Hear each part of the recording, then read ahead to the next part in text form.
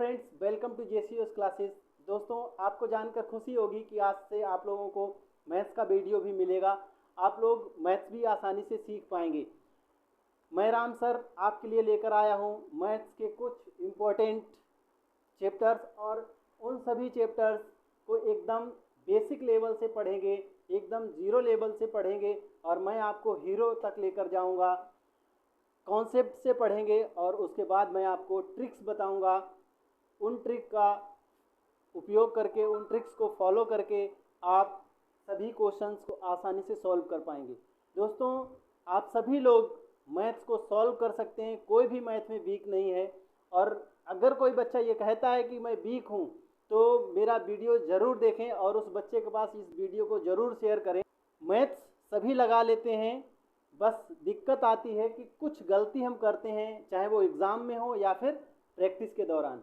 तो उन गलतियों को भी मैं आपको दिखाऊंगा कि आप गलती कहाँ पर करते हैं और कहाँ पर एग्ज़ामिनर हमसे गलती कराता है। उन सभी चीज़ों को बारीकी से मैं आपको बताऊंगा ताकि आप मैथ्स को ईजिली सीख पाएँ। मैथ्स में जहाँ आप गलती कर रहे हैं वहाँ गलती ना करें, ये मैं आप लोगों को सिखाऊंगा। मैं आप लोगों को मैथ सिखाऊंगा, ये मैं आपसे वादा करता हूँ। मैं जब भी यहाँ से हटूँगा तो आप मैथ सीख चुके होंगे, और आप आज तक एग्ज़ाम में जितने भी मैथ्स के क्वेश्चन छोड़ कर आते हैं, अब कोई भी मैथ्स का क्वेश्चन आपसे बचकर नहीं जाएगा, ये मेरा आपसे वादा है। तो दोस्तों, हम बात करते हैं कुछ मैथ्स की। देखिए, मैथ्स बेसिकली कंपटीशन में दो टाइप से पढ़ते हैं। एक पढ़ते हैं बेसिक लेवल का मैथ और एक पढ़ते हैं एडवांस लेवल का मैथ। तो बेसिक लेवल के मैथ्स से हम स्टार्ट करेंगे और हम आपको एडवांस लेवल तक लेकर जाएंगे। तो सबसे पहले हम बात करते हैं बेसिक लेवल की। दोस्तों, ये देखिए, यहाँ पर ये वो सभी चैप्टर्स, वो सभी सिलेबस लिखा हुआ है जो हमारे बेसिक लेवल में आता है। तो दोस्तों, बात करें अगर, सबसे पहले तो हमें नंबर सिस्टम पढ़ने को मिलेगा, और मैं नंबर सिस्टम से ही स्टार्ट करूंगा। उसके बाद वन बाय वन मैं आपको सिखाता जाऊंगा। तो आपको लैंग्वेज की कोई प्रॉब्लम नहीं होनी चाहिए। अगर किसी को लैंग्वेज की प्रॉब्लम होती है तो मैं आपसे वादा करता हूँ किसी भी बच्चे को लैंग्वेज की कोई भी प्रॉब्लम नहीं होगी। यहाँ सब कुछ मैंने इंग्लिश में लिख रखा है, लेकिन जो बच्चे इंग्लिश को नहीं समझ सकते इतनी अच्छे से, वो हिंदी में समझ सकते हैं। मैं उनको बिल्कुल प्योर हिंदी में सिखाऊंगा। और जो बच्चे मैथ इंग्लिश में समझते हैं, मैं उनसे भी वादा करता हूँ कि उनको भी कोई प्रॉब्लम नहीं होगी। तो चलिए, हमारे साथ बने रहिए, बस हमारा साथ देते रहिए। आप लोगों को मैं मैथ सिखाऊंगा, ऐसा मेरा आपसे वादा है। तो सबसे पहले हम नंबर सिस्टम के बारे में पढ़ेंगे। उसके बाद में दूसरा डेसिमल एंड फ्रैक्शन पढ़ेंगे। डेसिमल मतलब दशमलव भिन्न पढ़ेंगे हम लोग। एलसीएम, एचसीएफ, लासा और मासा पढ़ेंगे। टाइम एंड वर्क, समय और काम, काम समय वाला चैप्टर पढ़ेंगे। दूरी और समय, जिसमें स्पीड, चाल, समय, दूरी वाला पढ़ेंगे। टाइम एंड डिस्टेंस, CISI, चक्रवृद्धि ब्याज और साधारण ब्याज पढ़ेंगे। परसेंटेज, पार्टनरशिप जिसको हम साझेदारी बोलते हैं, वो पढ़ेंगे। परसेंटेज, जिसे हम प्रतिशतता बोलते हैं, वो पढ़ेंगे। प्रॉफिट एंड लॉस, जिसमें लाभ और हानि होती है, ये पढ़ेंगे। BODMAS and simplification, बहुत इंपॉर्टेंट आपका चैप्टर है। मैं ये चैप्टर आपको पहले ही पढ़ाऊंगा। नंबर सिस्टम के बाद मैं बर्ड मास पढ़ाऊंगा, यानी सिंप्लीफिकेशन पढ़ाऊंगा। वहाँ से आप बहुत कुछ सीखेंगे। उसके बाद एज, आयु, पाइप एंड सिस्टर्न, यानी कि नल और टंकी, इससे क्वेश्चन आते हैं। अलजेब्रा हम पढ़ेंगे, ठीक है। मेंसुरेशन हम पढ़ेंगे। मेंसुरेशन जिसमें हमारा गोला, शंकु, बेलन, इस टाइप के क्वेश्चन आते हैं। जियोमेट्री, जिसमें हमारा वर्ग, आयत, त्रिभुज, चतुर्भुज, इस टाइप के क्वेश्चन आते हैं। त्रिकोणमिति, ये जो ट्राइग्नोमेट्री हम पढ़ेंगे। एलिमेंट्री स्टैटिक्स, एलिमेंट्री स्टैटिक्स मतलब जिसमें माध्यिका आता है, मीन, मीडियन, मॉड, माध्यिका आता है, माध्य आता है और बहुलक आता है। इन चीज़ों को पढ़ेंगे।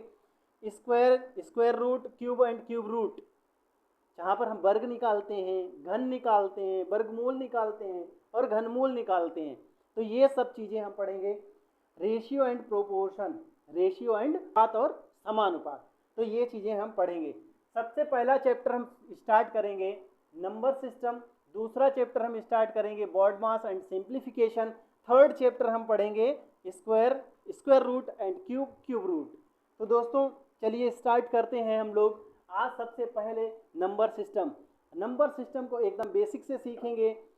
कोई भी बच्चा हटेगा नहीं, मेरे साथ डटा रहेगा। कहते हैं कि जो लड़ते हैं वही जीतते हैं, जो लड़े नहीं वो हार गए।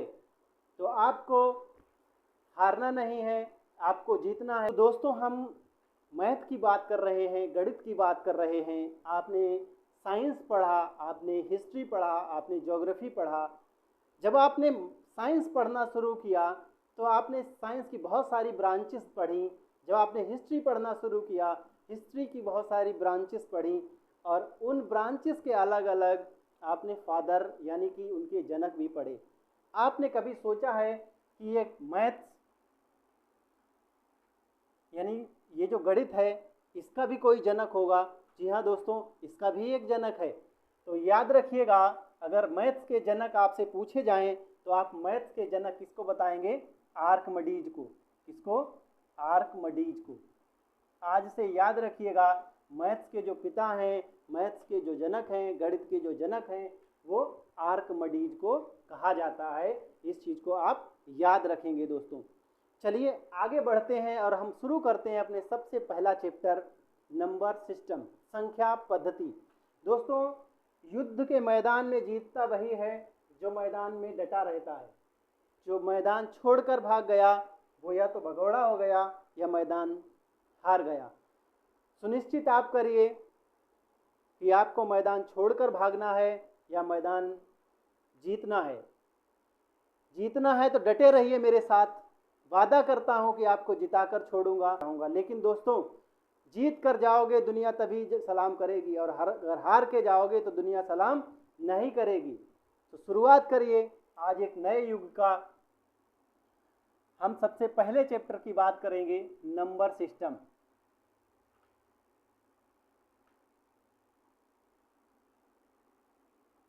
नंबर सिस्टम, इसको हिंदी में हम लोग बोलते हैं संख्या पद्धति।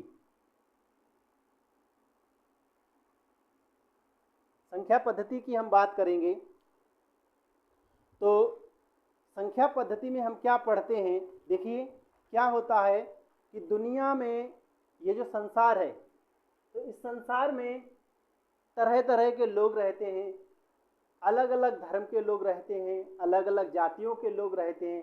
सेम उसी प्रकार ये जो संख्याओं का संसार है, इसमें भी अलग अलग टाइप की संख्याएं होती हैं।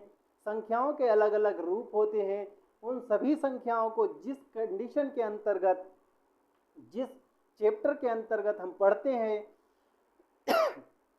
जिस चैप्टर से हमें ये पता लगता है कि कौन सी संख्या को किस नाम से पुकारा जाएगा, उसको हम कहते हैं संख्या पद्धति। संख्याओं को लिखने एवं संख्याओं के नामकरण को व्यवस्थित करने की जो पद्धति है उसे हम संख्या पद्धति कहते हैं। दोस्तों बात हो रही है इसमें संख्या की, तो बात हो रही है जब संख्या की तो संख्याओं को हम समझते हैं। सबसे पहले देखिए संख्याएं कितने प्रकार की होती हैं। संख्याएं कितने प्रकार की होती हैं? तो दोस्तों हम बात करेंगे अभी कि संख्याएं केवल और केवल दो प्रकार की होती हैं। देखिए कौन कौन सी?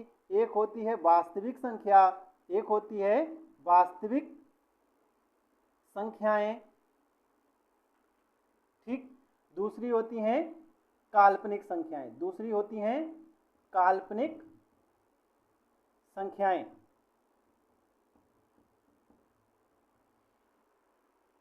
पहली वास्तविक संख्या, दूसरी काल्पनिक संख्याएं। हमें पढ़नी कौन सी हैं? हमें केवल वास्तविक संख्याएं पढ़नी है, काल्पनिक संख्याएं हमें नहीं पढ़नी है। अब पूछोगे क्यों? क्योंकि ये हमारे सिलेबस में नहीं रहती। हमें केवल वास्तविक संख्याएं पढ़नी है। जिसको काल्पनिक संख्याएं पढ़नी होगी वो टीजीटी और पीजीटी की जब प्रिपरेशन करते हैं तो उसमें उनके सिलेबस में आती हैं। हमारे सिलेबस में केवल वास्तविक संख्याओं के बारे में बात की गई, तो हम केवल वास्तविक संख्याओं के बारे में ही बात करेंगे। तो चलिए देखते हैं वास्तविक संख्याओं के प्रकार कितने होते हैं। बात करेंगे हम वास्तविक संख्याओं की, तो हमारी वास्तविक संख्याओं के अंतर्गत सबसे पहली जो कैटेगरी आती है वो आती है प्राकृतिक संख्याओं की। प्राकृतिक संख्याएं क्या होती हैं? ऐसी संख्याएं जो वस्तुओं को गिनने के लिए काम में आती हैं, जिनसे हम वस्तुओं को काउंट करते हैं, गिनते हैं, वो क्या कहलाती हैं? हमारी वास्तविक संख्याएं कहलाती हैं। क्या कहलाती हैं? वास्तविक संख्याएं कहलाती हैं। जैसे हम किससे गिनते हैं? 1 2 3 4, इस तरीके से 1 2 3 4 5 6 और इसी तरीके से आगे संख्याओं को, वस्तुओं को गिनते चले जाते हैं। तो ये सब हमारी क्या है? नेचुरल नंबर्स हैं, प्राकृतिक संख्याएं हैं। क्या हैं? प्राकृतिक संख्याएं। इन संख्याओं के बारे में सभी जानते हैं। जिन संख्याओं के बारे में प्रकृति में उपस्थित प्रत्येक जीव जानता हो वो क्या कहलाएगा? कहलाएंगी प्राकृतिक संख्याएं कहलाएंगी। प्राकृतिक संख्याएं कहाँ से स्टार्ट होती हैं? बहुत इंपॉर्टेंट क्वेश्चन, नोट करिएगा। प्राकृतिक संख्याएं कहाँ से स्टार्ट होती हैं दोस्तों? तो 1 से स्टार्ट होती हैं। कहाँ से प्रारंभ होती हैं? 1 से प्रारंभ होती हैं। कहाँ पर इनका एंड पॉइंट है? कोई एंड पॉइंट नहीं है, कोई भी एंड पॉइंट नहीं है, इसका कोई अंतिम बिंदु नहीं है, कोई अंतिम प्राकृतिक संख्या नहीं होती। प्रारंभिक प्राकृतिक संख्या होती है वो कौन सी? 1 है। उसके बाद अगर हम बात करें कि सबसे छोटी प्राकृतिक संख्या तो कौन सी है? 1 है। सबसे छोटी प्राकृतिक संख्या कौन सी है? 1 है। और सबसे बड़ी प्राकृतिक संख्या की बात करेंगे तो कौन सी होगी? सबसे बड़ी प्राकृतिक संख्या ज्ञात नहीं कर सकते। इस चीज को आप ध्यान रखेंगे।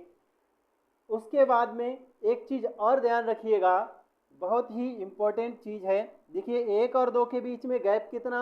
1 का। 2 और 3 के बीच में गैप कितना? 1 का। 3 और 4 के बीच गैप कितना? 1 का। इसी तरीके से कोई भी 2 क्रमागत प्राकृतिक संख्याएं अगर ली जाएंगी तो उनके बीच गैप कितना आएगा? अंतर कितना आएगा? 1 का आएगा। इसके बाद हम बात करेंगे पूर्ण संख्याओं की। किसकी? पूर्ण संख्याओं की।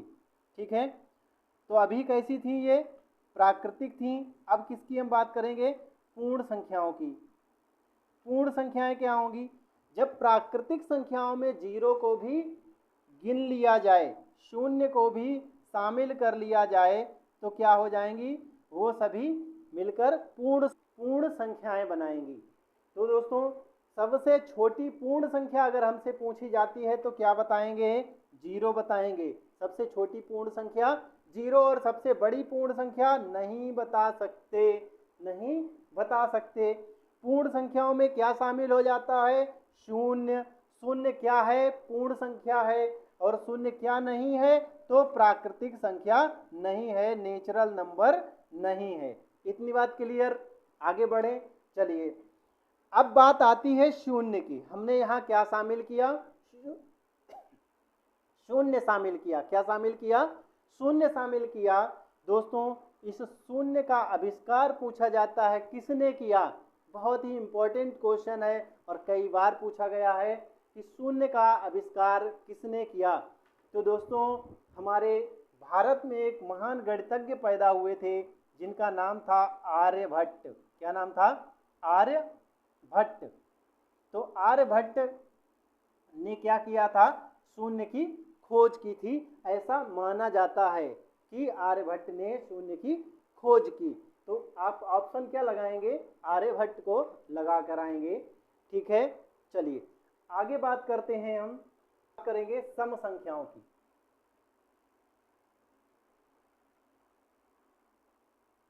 ठीक, सम संख्याएं। सम संख्याएं क्या होती हैं? ऐसी संख्याएं जो 2 से विभाजित हो जाती हैं सम संख्याएं कहलाती हैं। कहाँ से स्टार्ट होंगी भैया? 2 से स्टार्ट होंगी। 2 4 6 8। और इन संख्याओं के आगे आप नेगेटिव लगाकर भी ले सकते हो। -2 -4, -6, -8, इसी तरीके से आगे भी। अच्छा, एक नंबर आता है 0। 0 जो होता है वो सम है या विषम? 0 जो है वो सम संख्या है।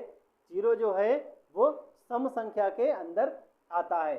ठीक है, ऐसी संख्याएं जो 2 से विभाजित हो जाएं सम संख्याएं कहलाती हैं। अब सम संख्या, यहाँ देखिए अंतर कितना, 2 का, यहाँ अंतर देखिए कितना, 2 का, और यहाँ अंतर देखिए 2 का। तो सम संख्याएं कितने के अंतर से चलती हैं? 2 के अंतर से चलती हैं। किसके? 2 के अंतर से चलती हैं। पहली बात क्लियर? ठीक। अगली बात समझिए, अगर हमने किन्हीं 2 सम संख्याओं को जोड़ दिया, किन्हीं 2 सम संख्याओं का योग कर दिया या जोड़ दिया, या हमने सम कर दिया, ठीक, या हमने गुणा कर दी, क्या कर दिया? गुणा कर दी, तो हमें क्या मिलेगा? सदैव एक सम संख्या मिलेगा। क्या मिलेगा? सदैव एक सम संख्या मिलेगा। क्या मिलेगा? सम संख्या। कोई भी 2 सम संख्याओं का योग कर दीजिए यानी जोड़ दीजिए, और या फिर गुणा कर दीजिए, तो आपको क्या मिलेगा? सम संख्या मिलेगा। लेकिन अंतर और भाग ये संभव नहीं होता है। ठीक है। अच्छा, 2 संख्याओं का अंतर अगर हम करें, क्या करें? अंतर, तो ये भी क्या मिलेगा हमें? सदैव एक सम संख्या ही मिलेगा। कोई भी 2 सम संख्याएं ले लीजिए, से एक 8 ले ली और एक 6 ले ली, आपस में अंतर कर लिया 2 या -2, क्योंकि निगेटिव और पॉजिटिव दोनों ही सम में आते हैं, तो इसलिए निगेटिव या पॉजिटिव कोई भी मिल जाएगा तो वो हमारा सम संख्या के अंतर्गत आ जाएगा। इतनी बात क्लियर? आगे बढ़ें, चलिए। तो विषम संख्याओं की हम बात करने जा रहे हैं। ऐसी संख्याएं जो 2 से विभाजित नहीं होती, जो 2 से विभाजित नहीं होती, क्या कहलाती हैं? विषम संख्याएं कहलाएंगी। कौन कौन सी विषम संख्याएं हैं? 1, 3, 5, 7, 9, 11 और इस तरीके से आगे और चलती रहेंगी, वो सभी विषम संख्याएं कहलाएंगी। विषम संख्याओं के बीच देखिए अंतर कितने का? 2 का होता है। पहली बात, इतना क्लियर? 2 विषम संख्याओं का योग, 2 विषम संख्याओं का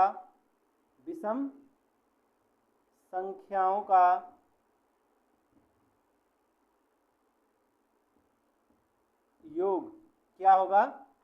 सदैव सम संख्या होगा। सदैव सम संख्या होगा। ठीक, सदैव क्या होगा? सम होगा। लेकिन 2 विषम संख्याओं का अगर हम क्या कर दें? गुणा कर दें। क्या कर दें? गुणा कर दें, तो हमें क्या मिलेगा? एक विषम संख्या ही मिलेगी। क्या मिलेगी? विषम संख्या ही मिलेगी। अच्छा, 2 विषम संख्याओं का अंतर, 2 विषम संख्याओं का अगर हम अंतर निकालें, ठीक, तो क्या होगा? अंतर हम क्या मिलेगा? 2 विषम संख्याओं का अगर हमें अंतर निकालना पड़े तो सदैव क्या मिलेगा? सदैव एक सम संख्या मिलेगा। क्या मिलेगा? सम मिलेगा। 2 विषम संख्याओं का अंतर सदैव एक सम संख्या ही आपको मिलेगा। इस चीज को आप याद रखेंगे। तो यहाँ तक क्लियर हो गया। आगे बढ़ें, चलिए आगे बढ़ते हैं और समझते हैं एक नई संख्या के बारे में। पूर्णांक के बारे में बात करेंगे तो देखिए पूर्णांक क्या होते हैं। जब प्राकृतिक संख्याओं को पॉजिटिव, निगेटिव और 0 भी मिश्रित करके एक बड़ा सा समुच्चय या सेट तैयार किया जाता है तो वो क्या कहलाता है? पूर्णांक संख्याओं का, यानी पूर्णांक या फिर इंटीजर्स का सेट कहलाता है। पूर्णांक हमारे 3 प्रकार के होते हैं। पहला ऋणात्मक पूर्णांक होते हैं।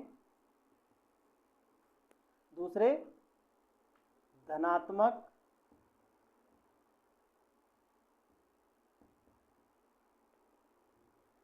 और तीसरा कौन सा पूर्णांक होता है?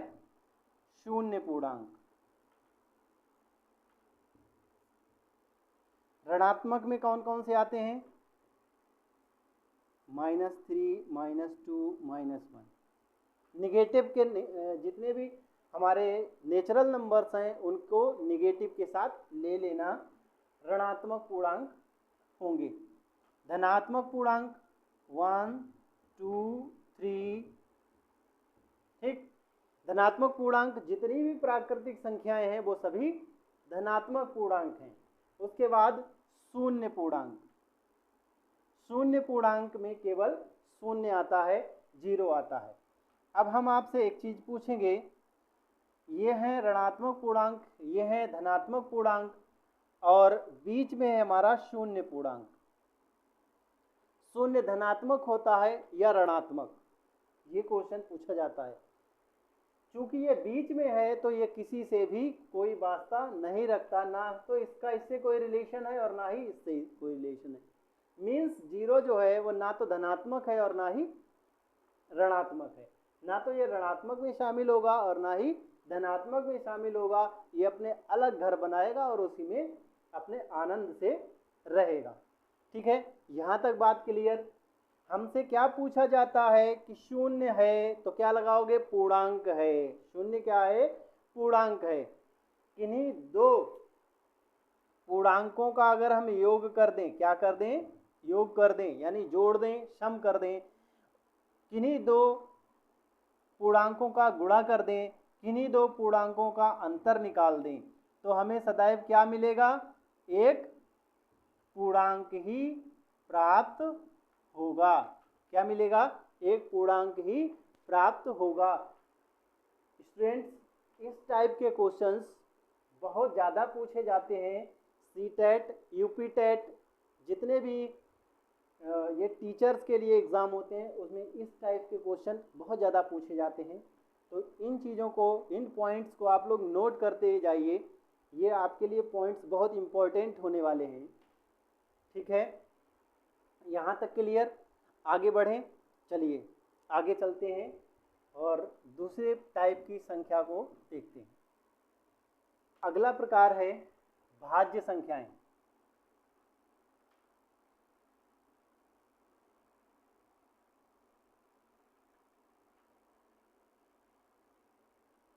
भाज्य संख्याएं, अच्छा इसका दूसरा भाई भी होता है, मैं उसको भी लिखे ले रहा हूं। ठीक, इसका भाई कौन है, ये भाज्य है, दूसरा है कहता है अभाज्य है। ठीक,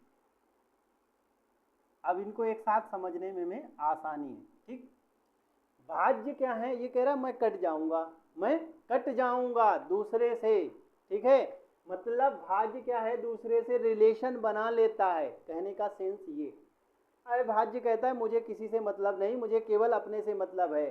ठीक, मैं ही सूरमा हूं, कौन कह रहा है, अभाज्य। और भाज्य क्या कह रहा है कि मैं सूरमा नहीं हूं, मैं दूसरे के साथ भी कंप्रोमाइज कर लेता हूं। मीनिंग कहने का मेरा ये है कि भाज्य संख्याएं स्वयं के अतिरिक्त किसी दूसरी संख्या से भी डिवाइड हो जाती हैं, भाग चली जाती है। से एग्जाम्पल लेते हैं 6। 6 किस से कट जाएगा, देखिए 2 से कट जाएगा, ठीक, 3 से कट जाएगा और 6 से कट जाएगा। तो ये कैसी संख्या है, भाज्य। अभाज्य में देखिए भैया, अभाज्य में जैसे 7, क्या कह रहा है, 7 कह रहा है हम केवल 7 से ही कटेंगे, किसी और से नहीं कटेंगे। कोई और संख्या 7 को डिवाइड नहीं कर पाएगी। 7 कह रहा है कि हमें अपने से ही मतलब है, हम ही सूरमा है, किसी से नहीं मतलब। 3 क्या है, अभाज्य है, किसी और से नहीं कटती है। 2, इस 2 को नोट करिएगा, स्टार लगा के लिखिए 2 को।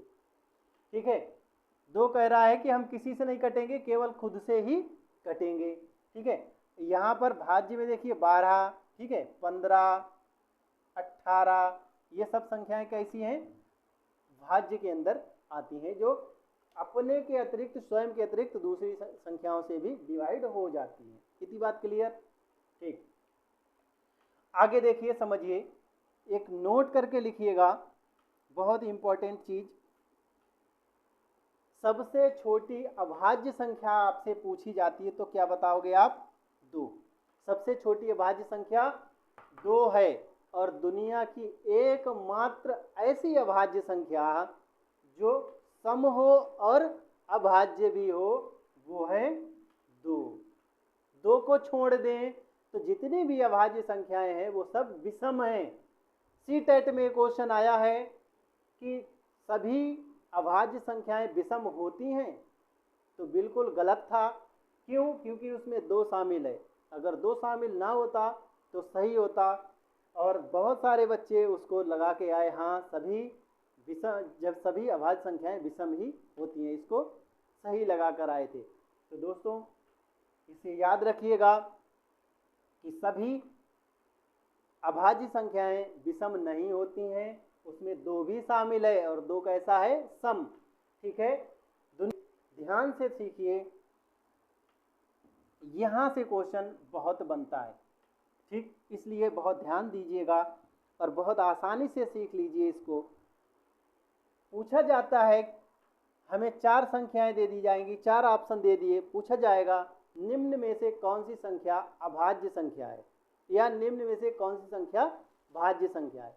एग्जाम्पल के लिए हम लेते हैं, हमने लिख ली एक संख्या 131 और एक लिख ली हमने 144। हमें चेक करना है इन दोनों में से कौन सी संख्या भाज्य है और कौन सी संख्या अभाज्य है। ठीक है, चेक करना है। इसके लिए आप क्या करेंगे? इसके लिए आप देखिए, इस संख्या को हमें चेक करना है। ये संख्या किसी ऐसी संख्या के पास पड़ रही हो जो किसी का स्क्वायर हो। हाँ, पड़ रही है 144 के पास। ठीक है, 144 किसका वर्ग होता है? इसका वर्गमूल ले लीजिए, किसका? 12 का।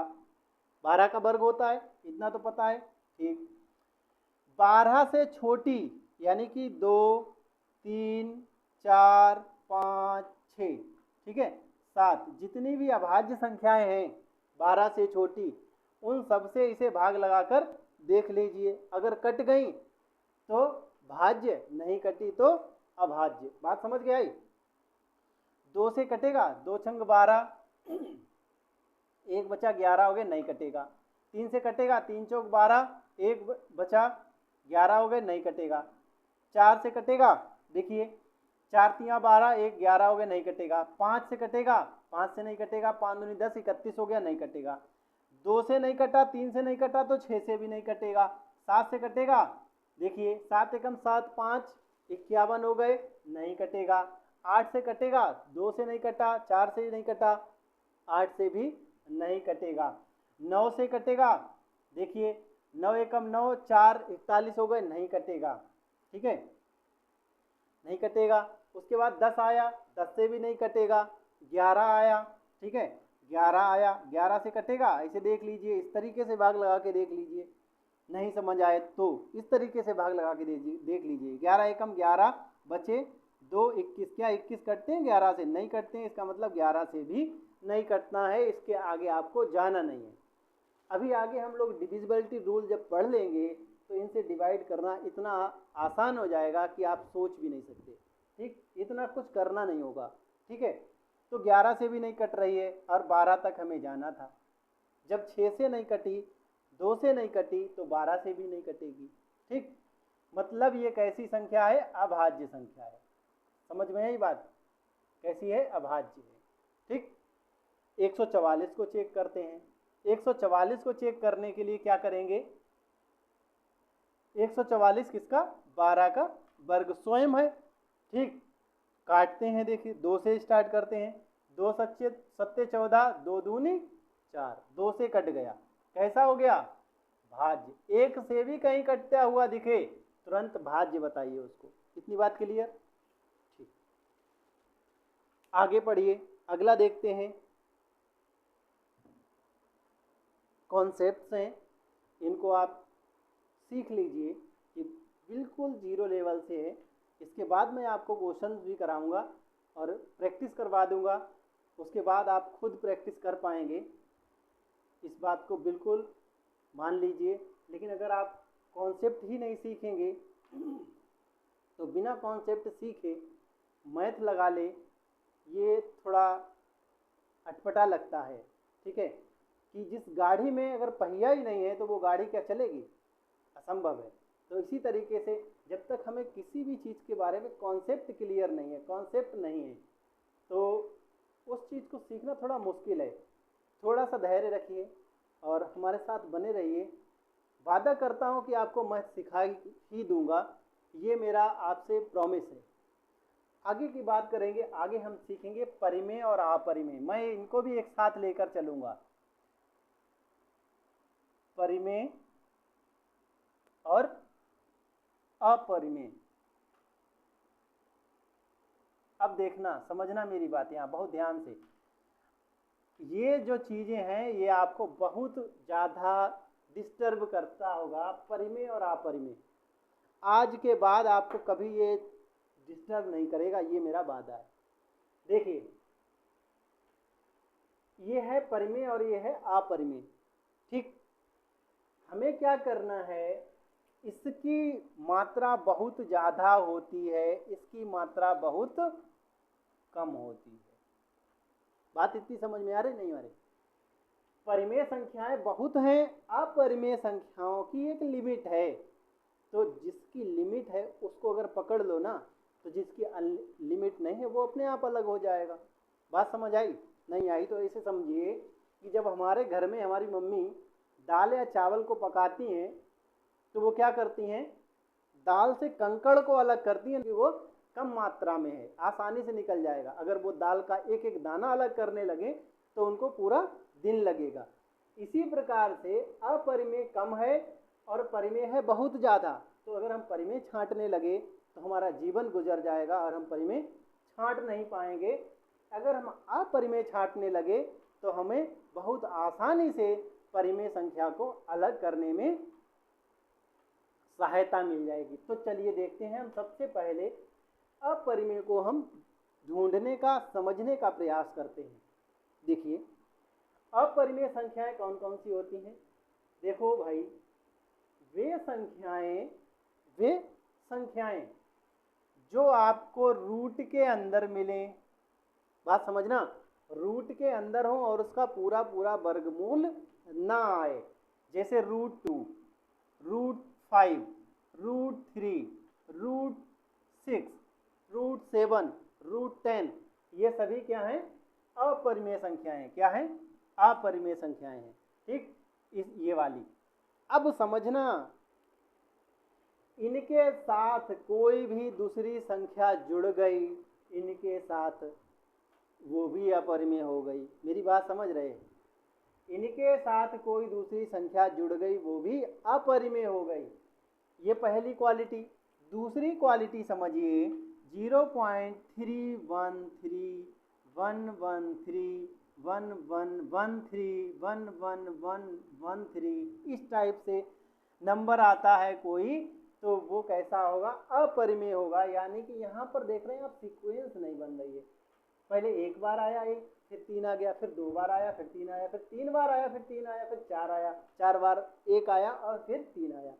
तो ये इस तरीके से चल रही है, लेकिन इसका कोई सीक्वेंस नहीं बन रहा है, तो ये अपरिमेय संख्या की श्रेणी में आती है। और इसके बाद ये आता है, आपने खूब पढ़ा होगा, इसको हम बोलते हैं पाई। बात इतनी क्लियर? तो ये 3 कैटेगरी हैं संख्याओं की जो अपरिमेय के अंदर आती हैं। बाकी जितनी भी संख्याएं आपकी दुनिया में बची हैं, आंखें बंद करना और कहना वो सब परिमेय हैं, ठीक। आज से परिमेय अपरिमेय वाला कॉन्सेप्ट आपको परेशान नहीं करना चाहिए। बाकी दुनिया की जितनी भी संख्याएं हैं वो सभी परिमेय हैं, ठीक है। चाहे वो बटे में हो, चाहे वो डेसिमल में लिखी हो, दशमलव में लिखी हो, चाहे वो फ्रैक्शन में लिखी हो, भिन्न के रूप में हो, वो सभी क्या हैं? परिमेय संख्याएं हैं। उदाहरण के लिए देखते हैं, 4/5, 3/6, 7/8, ठीक, 2.5, ठीक, 0.3 के ऊपर बार लगा, ये भी एक परिमेय संख्या है। परिमेय का मतलब है जिसको आप समेट सको, जिसको आप बांध सको। और अपरिमेय का मतलब है जिसको आप बांध नहीं सकते, जिसको आप समेट नहीं सकते। बात इतनी क्लियर? तो बाकी सभी संख्याएं हमारी परिमेय में आ गई। डेफिनेशन की बात करें वो आपको किताबों में मिल जाएगी, बस इतनी सी है। इस परिमेय संख्या को P/Q के रूप में लिख सकते हैं, जहां Q 0 के बराबर नहीं होता है। इसको लिख सकते हैं और इसको P/Q के रूप में नहीं लिख सकते। बस इतनी सी बात है, ये डेफिनेशन है। तो हमें डेफिनेशन समझने से अच्छा है कि हम उस चीज़ को ही समझ लें। आई होप कि अब आपके समझ में परिमेय और अपरिमेय संख्या आया होगा। आगे बढ़, अब हम इसके बाद अगले वीडियो में डिस्कस करेंगे, जिसमें हम संख्याओं का योग सीखेंगे। ठीक है, तो इस वीडियो को आप लोग देख लें और कोशिश करें कि नोट्स बना लें, जितना मैं बता रहा हूँ वो नोट्स बना लें और